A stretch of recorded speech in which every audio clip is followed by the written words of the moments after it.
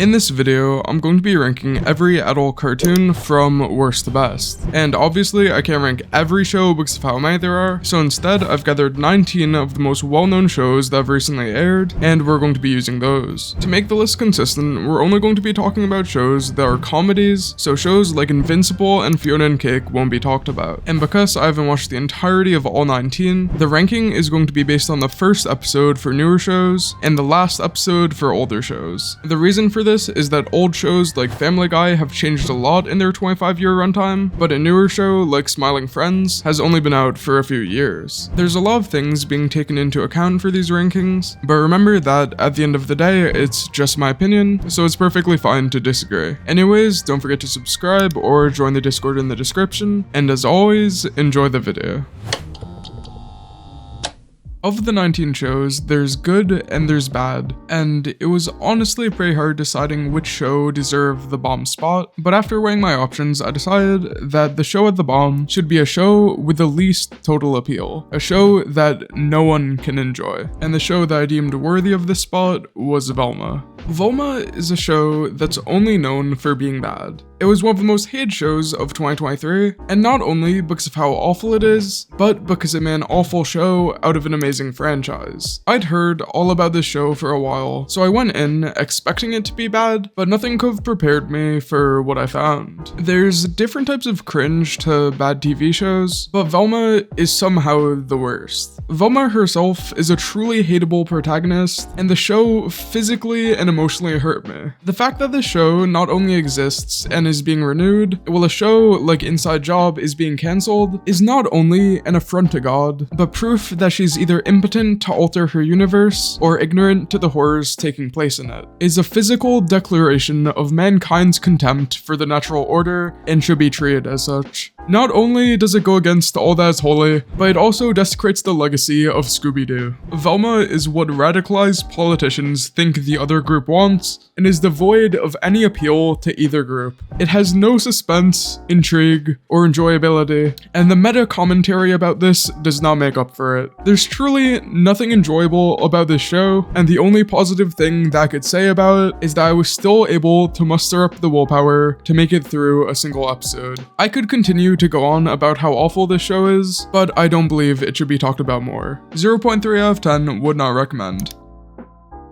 Earlier in the video, I said that it was very hard trying to decide which show to put at the bottom. That difficulty was mainly due to Paradise PD. Paradise PD is a show that I originally found out about while watching JXC about 4 years ago. And when I started researching the show, I was amazed to see that it managed to run for 4 seasons. I was especially dreading watching this one, but by the time I got to it, I had already seen a lot of garbage and was sure that it couldn't get any worse.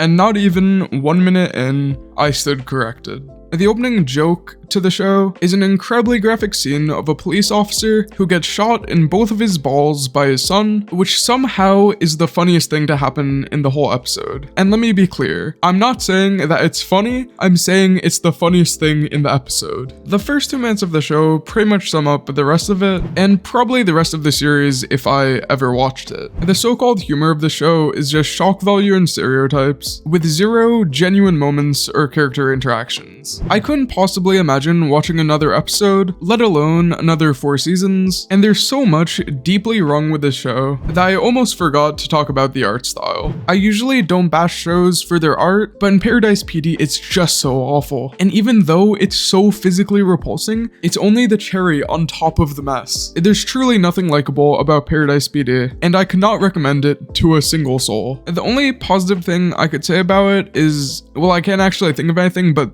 yeah, there's nothing. Paradise PD and Velma are complete opposites, but somehow they're equally as terrible. The only reason that's above Velma is that it doesn't trash the grave of Scooby-Doo. There are only 3 shows on this list that I would consider truly unwatchable, and you probably assume that of these shows, we've already seen the worst. And objectively, this is true, but of all the shows on this list, the one I'm about to talk about is by far my least favorite. And the only reason that's in 17th instead of last is that I don't want it to be the first show I put on screen. The show I'm talking about is Big Mouth. It's been going for 7 years now, so I wouldn't really consider it new, but I'm still only going to be watching the first first episode, just because I feel like I wouldn't have the context if I watched the last season. Before making this video, I hadn't interacted with the show at all, just because it looked like something that wouldn't interest me. But now that I've watched half an episode, I can say with confidence that how it looks from afar is not the worst part about this show. The show opens with a middle schooler going to the bathroom and shows only 4 minutes in. The show made me deeply uncomfortable, and I kind of feel wrong for having watched it. It's a show that I will never revisit, and there might be something deeper to this show that I'm not seeing, but I really don't care to get to a point where I could understand it. I really want to watch at least one full episode for every show on the list, but this is really the best I could do. The humor I did experience in the 9 minutes I watched was pretty cliche, but not egregiously awful. It's one of the only things I've ever watched that has made me too uncomfortable to continue, and from what I've seen online, the show has high ratings because it's the only show that dares to explore certain topics, such as puberty and other uncomfortable stuff about growing up, but oh my god, it could have been done in literally any other way. Like, actually, what the fuck? Okay, now that we've gone through the 3 worst shows on this list, I need to specify there is a very big jump between 17 and 16. The first 3 shows are unwatchable, but this show is fine. It's obviously not the best because it's in 16th, but compared to Paradise PD, Velma, and Big Mouth, this show was refreshing. Anyways, in 16th place, we have Family Guy. Family Guy has been around for over a quarter of a century, and throughout its lifetime, it has survived a lot of social changes, as well as internal changes to the show itself. Faith No More is the newest episode of the 22nd season, and after having gone a few years without watching the show, it doesn't seem like an endless string of Koei gags anymore, but with that being said, the humor does still feel pretty lacking. Pretty much all of the jokes are just replacing normal dialogue with things that talk about stereotypes, and not in a offensive way, but more like a relatable way. Like, it's not offensive in any way, but it's also not really that funny. The problem with this type of humor, in my opinion, is that a lot of humor is good because it relies on comedic timing, and I don't know if there's any show that has gone this worse than Family Guy. Pretty much every joke in the episode I watched went something along the lines of, hey, let's go do this thing that doesn't make sense out of context, but we're calling this out in a meta way so it's funny. Then the other guy would go, yeah, I agree, let's do that thing. And it just goes on like this for 20 minutes. Then the episode ends and there was kind of a plot. The episode I watched obviously doesn't represent the series as a whole, but from what I've heard, pretty much every episode is the same. The lack of comedic timing makes me feel like I'm scrolling through YouTube Shorts, which isn't the best feeling. And even though I didn't enjoy the episode the most, it never did anything that physically repulsed me or made me want to stop, but it didn't really do anything that made me want to watch more. So it's not the best, it's not the worst, but simply is. It's kind of like drinking a glass of lukewarm water for 20 minutes. In 15th place, we have another show very similar to Family Guy that I used to consider a pretty good show, but after revisiting it, I have changed my mind a bit. American Dad has been running for almost as long as Family Guy, but with a much more rough story. It was cancelled in 2015, only to be revived by TBS, where it lives today. Don't You Be My Neighbor is the 12th episode of season 18, and we're going to be using it for this ranking because it seems like it would be a good representation of the season as a whole. And because both shows are created by Seth MacFarlane, I'm going to be comparing it to Family Guy a lot, and I think this makes sense because the shows are pretty similar. And right off the bat, the dialogue felt a lot more natural than Family Guy, and the personalities of the characters were a lot better, even if the plot of the episode fell apart a lot more. But overall, the humor was a lot better. And it did come together a lot better than the Family Guy episode, even if it kind of lost me in the second half. Unlike Family Guy, American Dad actually used comedic timing and didn't have to rely on the endless string of meaningless commentary that we have talked about. It wasn't the best thing I've ever watched, but the first half of the episode was better than I was expecting, even if it did have a really weak second half. But compared to the shows below it, all it really needs is one positive. Overall, it was kind of bland, but still better than the shows before it, even if it is a bit out of touch.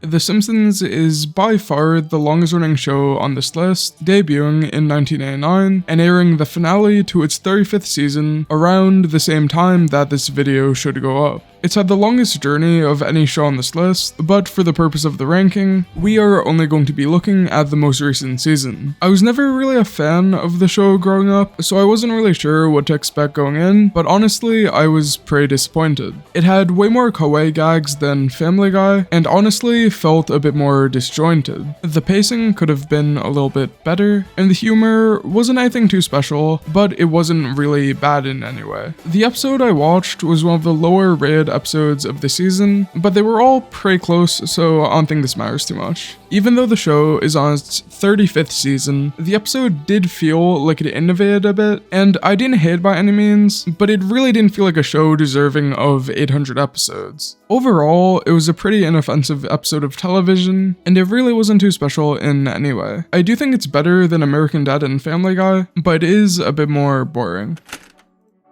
To be fair, you have to have a very high IQ to understand Rick and Morty. This is a copypasta that has plagued the internet for 7 years in reference to the pseudo-intellectuals who truly believe that Rick and Morty is a smart show. In 13th place, we have Rick and Morty. It's one of the most talked about shows on this list, and for good reason. It started relatively small, having a cult following on Adult Swim, but in the break between seasons 3 and 4, it became insanely popular. There was a point at which it was considered a smart show, but as people began to latch onto this, it became more akin to Redditors and self-proclaimed intellectuals. In the early seasons, the show thrived because of how much was left unexplained, but over time, it did lose some of this charm, and by seasons 5 and 6, it had almost completely fallen out of relevancy. The problems with the show stem from the fact that it's become repetitive, and of course, the whole Justin Roiland controversy, but having recently watched season 7, it seems that the show is headed uphill. In my own opinion, I think season 6 was probably the worst season, but with the recent changes, it seems that it's coming back.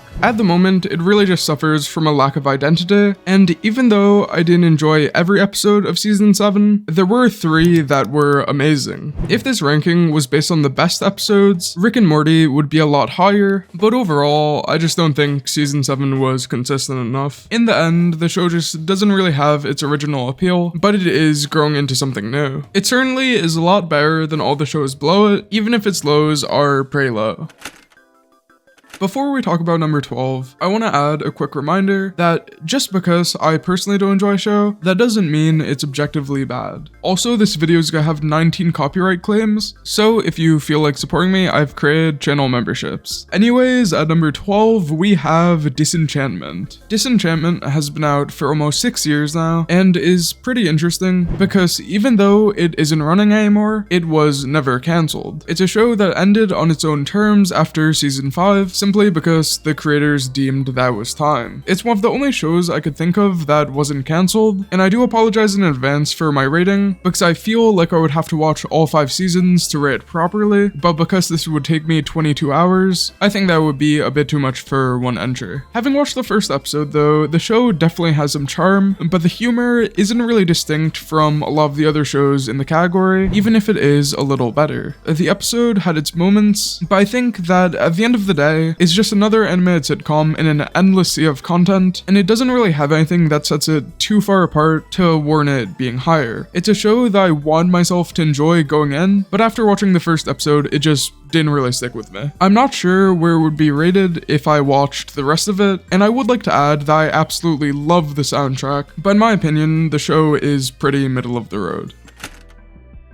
Solar Opposites is basically Rick and Morty if Rick and Morty was designed planning for multiple seasons. What I mean by this is it's created by Dan Harmon, and it explores a lot of the same themes as Rick and Morty, but does so without having to maintain Rick and Morty's complex status quo. The reason that this show is higher is that it doesn't suffer from the way Rick's story was set up, and can be enjoyed in a more grounded environment with a lot more avenues to explore. What I'm trying to say is that while Rick and Morty has to care about its lore and has continuity, Solar Opposites has a lot more freedom to do pretty much whatever it wants. This being said, being more casual isn't always a good thing, and the show doesn't have any real stakes, but overall, it's pretty enjoyable. The humor is a bit too trendy for my taste, and I can't really see it getting funnier with time, but it's at least self-aware of this. Another thing that's talked about a lot is the B-plots. Solar Opposites has an overarching story of the wall, which follows shrunken humans living in one of the aliens' walls, and it's honestly pretty entertaining, although it is a bit drawn out, but I do believe it's an overall positive for the show. In my opinion, Solar Opposites is a decent show that doesn't really do anything too memorable, but can be enjoyed in a casual way that not many other shows offer. It definitely has its own identity, but of the shows on this list, it's really one of the most forgettable and is just kind of consistently decent. Also, Corvo had to become British because of Justin Roiland, and I do not approve of this.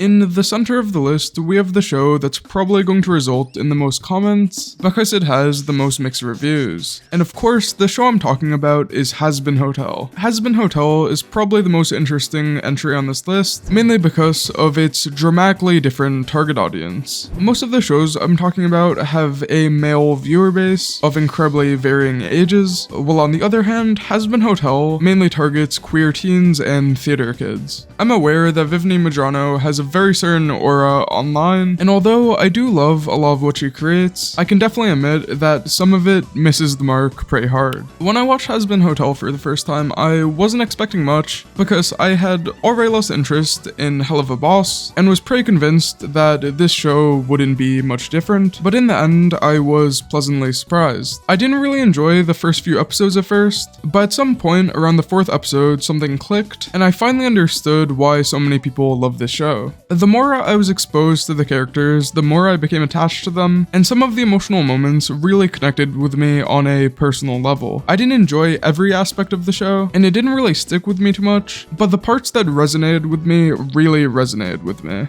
It's not a show that everyone will enjoy, but it does explore really specific struggles that other shows don't know how to, and it does so in a way that's fairly enjoyable, even if it doesn't have the best structure. And I'm fully aware how much some of you hate this show, but as someone who has personally experienced some of the concepts that the show explores, I do believe it's deserving of a strong 10th place.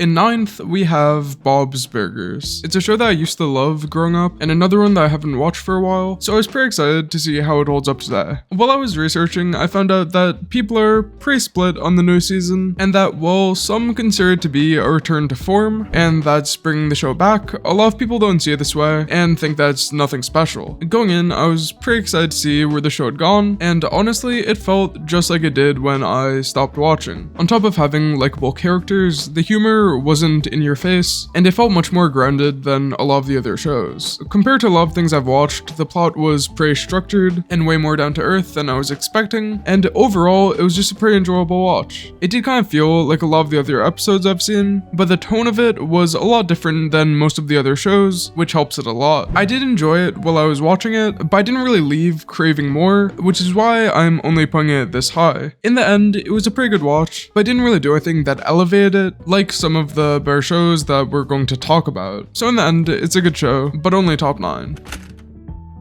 In 8th place, we have a show with a reputation. A show that has persisted for 27 years with some of the highest highs and the lowest lows. South Park is a show that was probably the most culturally relevant, being known for its satirical approach to current events and consistently pushing the boundaries of what's allowed on cable television. I never really watched this show because I was too young at the time, but I have seen a few episodes from various seasons. As with most shows with 26 seasons, I thought that South Park would probably be pretty repetitive by now, but after watching the last episode of the most recent season, I didn't really expect it, but it really just felt like classic South Park. It definitely felt a bit more modern, but still had the appeal that the old show had. From what I've seen, this season has pretty good reviews, and even though it's gone on for a while, I honestly enjoyed it a lot more than I expected. The social commentary was surprisingly funny, and overall, it was just a really good episode with a unique sense of satirical humor that isn't really present on any of the other shows.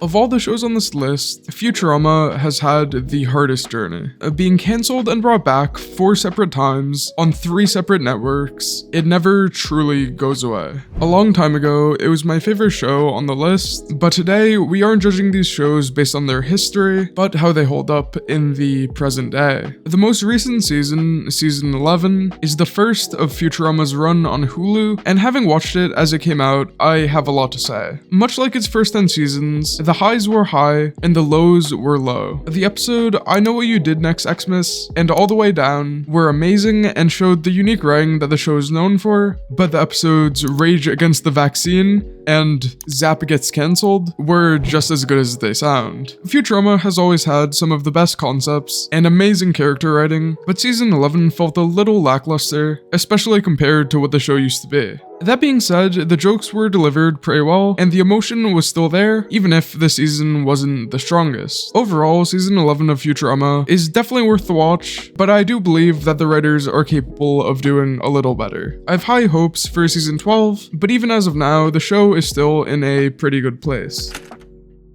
In 6th place, we have Close Enough. Close Enough is JG Quintel's adult-oriented show that's animated in the same style to regular show and is kind of seen as that show's successor. It had a 3-season run from 2020 to 2023, and while I was researching, I couldn't really find out the reason it was cancelled. After watching the first episode, it really did seem like the spiritual successor to regular show in the best way possible. The humor was a lot better than I expected, and I genuinely enjoyed watching the episode and seeing how the characters interact with each other. It's a significant change of pace compared to a lot of the other shows on this list, and even though it's adult humor, it doesn't fully rely on this, which bumps it up a lot. It's definitely a lot more unique than some of the other shows, and it really stood out to me as something that takes itself seriously, despite how ridiculous some of the concepts are. Overall, it's just a pretty good show that I think deserves to be talked about more, even if it doesn't really do anything that sets it over the top. To start us off with the top 5, we have a show that never really got a chance to shine, but despite everything that happened, it still managed to leave a mark. Inside Job is a Netflix original that ran for 2 seasons before being cancelled in 2023. It's widely considered one of the most unjust cancellations on Netflix because it was a beloved show that was successful, but Netflix failed to advertise it and ended up cancelling it. Before this ranking, I had never watched it myself, but after the first episode, I understood why people are so mad. I don't think it's the best show ever, but what it has that a lot of other shows are lacking is charm. Even though not every joke landed with me, I still enjoyed it a lot better than most of the shows on this list, because it's just so much more original. The high points of the episode were pretty high, but even at the more boring parts, I was still enjoying it. And it's not exactly to my taste, but I could recognize that Inside Job is a pretty good show. Like, even when some of the jokes didn't land for me, I still kind of appreciated them in a weird way. I'm ranking this show based on its first episode, but from what I've heard, it only gets better as it goes on. I'm considering watching more after finishing this video, but overall, Inside Job has an amazing premise and definitely didn't deserve to be cancelled as early as it did. Archer is one of my personal favorite shows, but also one of the hardest to rank. I stopped watching this show a few years ago around season 11, and recently found out that the show just aired its 3-part conclusion titled Archer Into the Cold. The problem with this is that I said I would rank these shows based on their most recent episode, but Archer is much more serialized than all of the other ones, and ranking it based on its finale without watching the previous 3 seasons wouldn't really make sense. So I'm going to be ranking this show based on its history, but not because of bias, but more because this just makes more sense. The reason I love Archer so much is that its deadpan humor works perfectly with its setting, and it all mixes together to be, was in my opinion, one of, if not the funniest animated show to ever come out. It's a perfect blend of witty humor, mixed with hilarious characters and emotional moments, that really just culminates into one of the most uniquely funny shows that I've ever watched. And although I think Archer is really funny, in my opinion, the show went on a bit longer than it should have, which stops it from being at the top. The show did have more 18+ moments, but it never really relied on these, unlike a lot of other shows that have been produced recently. Overall, Archer is just one of those shows that really connected with me, and definitely deserves to be talked about more, and I say this even though I haven't watched in a few years. Before we move to the top 3, I want to quickly talk about shows that I almost include in the list, but ultimately didn't decide to. The honorable mentions, if you will. First, we have Tuca and Birdie. I've never personally watched this show, but it isn't currently airing, and it seemed like it wouldn't make sense to rank, so I didn't include it. Another 2 shows that weren't included for similar reasons are Hoops and Chicago Party Ant. The reason that I didn't include these is that both of them are cancelled, and neither of them were that good, so I didn't want to clog up the bottom of the list, list more than it already is. And finally, we have King of the Hill. King of the Hill is probably the most well-known show that I didn't include, but Google told me it was cancelled 14 years ago, so ranking it by most recent episode wouldn't really make sense. Anyways, on to the top 3. To kick off the top 3, we have one of the newest shows on the list, which is currently coming out with its 2nd season. Smiling Friends is a show that I was meaning to watch for a while, but I never really got around to it because I didn't have the time. As soon as I started watching it, I immediately knew it was going to be good, because the humor is just so much more modern than traditional animated sitcoms, and the usage of different animation styles really just elevates it to the next level. It has perfect use of comedic timing, and all of the jokes are a lot more subtle and way funnier than most of the shows on the list. The show's humor is really cynical and really down to earth, and it just perfectly meshes with the ridiculous animation, utilizing its humor in a way that other shows just aren't capable of. A lot of the episodes reflect on the more boring parts of life, but they do this in a ridiculous world occupied by ridiculous characters. And even though the comedy is built off these ridiculous moments, they're relatable and deeply impactful. The way the combination of bleak moments and absurdism mixed together left me genuinely satisfied, and is the reason that I didn't just watch the first episode. There's definitely some recency bias in this placement, but I do believe that at the time of this recording, Smiling Friends definitely deserves to be in the top 3. Overall, it's just a really good show, and it seems like it's going to age pretty well. Okay, so I'm aware that Scott Pilgrim Takes Off is not a cartoon and not specifically a comedy, but at the same time, it's based off a comic book and it's also really funny, so I'm putting it on the list. There are a lot of reasons why I place Scott Pilgrim Takes Off so high, but one of them is the fact that it's a self-contained story that has no plans for a 2nd season. And long-running shows are great, but because Scott Pilgrim has no intentions of continuing, the creators were allowed to put all their focus into season 1 without having to set up for anything else. This really allowed them to deliver a story that paces itself perfectly and utilize its cast for the most they have in the short time that they were allowed. In a day and age where almost every successful show and movie gets a sequel, Scott Pilgrim Takes Off is a breath of fresh air that gives me hope in the future of animation. Just knowing that amazing stories like this can still succeed really shows me that's not all bad. As someone who's watched the original Scott Pilgrim, the story was better than anything I could have expected, and the way the writers used the existing universe to create a new story was done in a way that leaves me in awe. The only thing setting this show back from number 1 is the fact that it's a fairly lighthearted story, and that even though the emotional moments were amazing, as well as pretty much everything else about this show, it doesn't really do anything that sets it apart as a masterpiece. Scott Pilgrim Takes Off is probably my favorite animated series to come out in the past few years, and if you haven't watched it already, I would recommend doing so. Anyways, on to first place.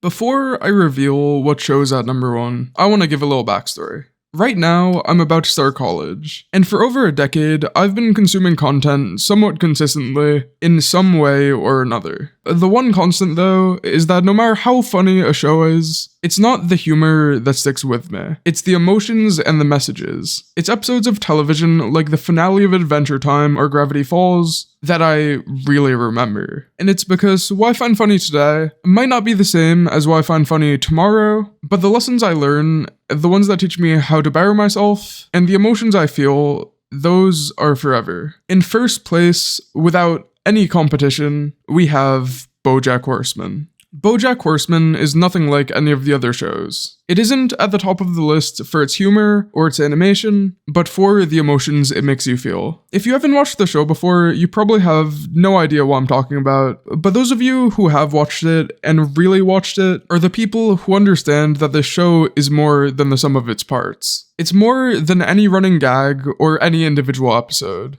I watched BoJack Horseman during one of the lowest points of my life, and to this day, I consider it to be one of the most important pieces of animation that I have ever watched. BoJack himself isn't a likable protagonist at almost every point in the show, but his mistakes show us something that is almost never brought up on TV. He spends the whole series trying to change, but despite his highest points, he ultimately stays the same. And because it's a cartoon, we're ready to suspend reality and accept the extreme nature, but that's when the show really hits us with something and subverts our expectations. It's when we understand that it's not just a cartoon, but a dissection of character that understands how to take the absurd concept of an alcoholic horse and turn it into a surrealist masterpiece. The show takes itself incredibly seriously, and although many episodes are disconnected from the overarching plot, the thing that remains constant throughout all 6 seasons is that actions have consequences. We watch these shows so we could escape reality and live in a world where anything can happen, knowing that nothing truly matters. But BoJack Horseman exists as a stark reminder that what we do affects ourselves and others, and that who we are, how we're perceived, is ultimately up to us. It's a lesson that I probably needed to understand at the time, and I genuinely believe that I'm a better person for it. If you haven't watched BoJack Horseman, I could not recommend it more, especially to those of you at low points. I could talk for hours about everything this show makes you feel and why there's nothing else like it, but I wouldn't want to spoil it for those of you who haven't watched it yet. Anyways, don't forget to subscribe, and I'll see you in the next one.